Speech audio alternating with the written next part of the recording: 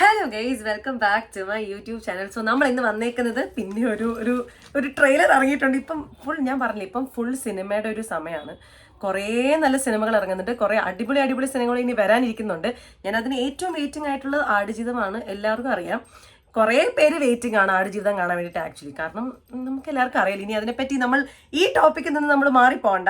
So ഇന്നത്തെ video എന്ന് പറഞ്ഞു കഴിഞ്ഞാൽ നമ്മുടെ സ്വന്തം വിനീത് ശ്രീനിവാസന്റെ വർഷങ്ങൾക്ക് ശേഷന്റെ ടീസർ ഇറങ്ങിയിട്ടുണ്ട്. നമുക്കറിയാം, ആ ഒരു ഇൻസ്റ്റഗ്രാം പോസ്റ്റ് ഇട്ട സമയത്ത് എല്ലാവരുടെയും പേര്, പ്രണവ് മോഹൻലാൽ, ധ്യാൻ ശ്രീനിവാസൻ, കല്യാണി, നിവിൻ, അജു ബേസിൽ, ഇവരുടെയൊക്കെ പേരിട്ടിട്ടുള്ളൊരു ലിസ്റ്റ് ഇട്ടിട്ടുണ്ടായിരുന്നല്ലോ. അതിട്ട സമയത്ത് തന്നെ എല്ലാവരും വെർ ഗോയിങ് ക്രേസി ആയിരുന്നു. ഭയങ്കര മാഡായിട്ട് ഇത്രയും വലിയ സ്റ്റാർ കാസ്റ്റാണ്, ഇത്രയും പേരുള്ളൊരു സിനിമ, അതും വിനീത് ശ്രീനിവാസനാണ്. ലൈക്ക് പുള്ളിക്കാരുടെ സിനിമകളെല്ലാം പൊളിയാണ് പണ്ടേ. അപ്പം ഇത്രയും വലിയൊരു സ്റ്റാർ കാസ്റ്റിന്റെയും കൂടെയുള്ള സിനിമ എന്തായിരിക്കും? സ്വന്തം അനിയനുണ്ട്, അവിടെ ഇവിടെ അങ്ങനെയുള്ള എല്ലാവരും ഉണ്ട് ലിറ്ററലി ഈ സിനിമേൻ്റെ അകത്ത്.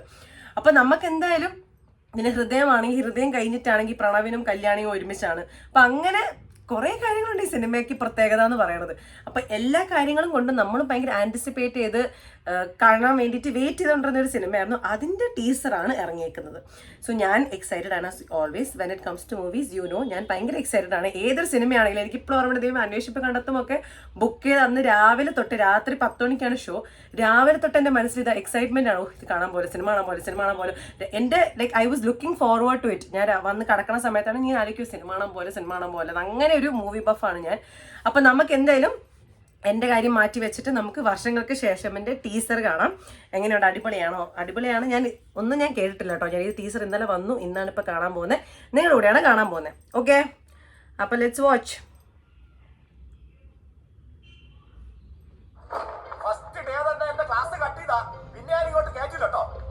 അത് ശരി.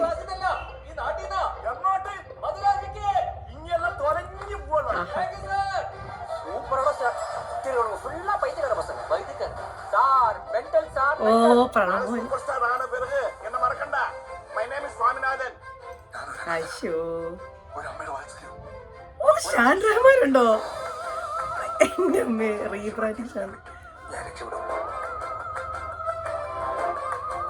ഓ നീത പിള്ളയുണ്ട്, നമ്മുടെ സെൽവ, കല്യാണി. ഇവരെന്നെയാണ് ഇതിലും പേറിങ്.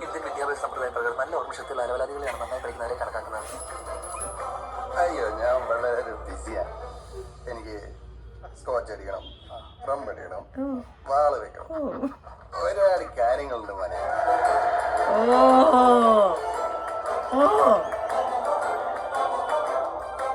ഹലോ, എന്റെ കഥ പുള്ളിക്ക് ഇഷ്ടപ്പെട്ടില്ല. അയ്യോ, നീ എന്ത് കഥ പറഞ്ഞാലും പുള്ളിക്ക് ഇഷ്ടപ്പെടും. ഇത്രയും മണ്ടനായ ഒരു പ്രൊഡ്യൂസർ എനിക്ക് ഇനി ജന്മത്തിൽ കിട്ടൂല. അത് ശരി, അത് പറഞ്ഞപ്പോ ഓ നീരജ് മാധവ്, എന്റെ പൊന്നേ, അത് തന്നെ. ഓ എത്തി.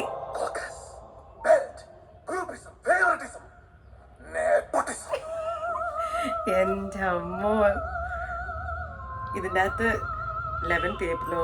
നമ്മൾ വെയിറ്റ് ചെയ്യണം ഗൈസ്. സമയമൊന്നും ആയിട്ടില്ല, ഇപ്പം ഫെബ്രുവരി ആയിട്ടേ ഉള്ളൂ. ഇനി നമ്മൾ 2-3 മാസം വെയിറ്റ് ചെയ്യണം. ഇതിനകത്ത് പറഞ്ഞാൽ എല്ലാ ലെവലാദികളും ഉണ്ടല്ലോ എന്ന് പറഞ്ഞാൽ എല്ലാവരും ഉണ്ട്, ലിറ്ററലി എല്ലാവരും ഉണ്ട്.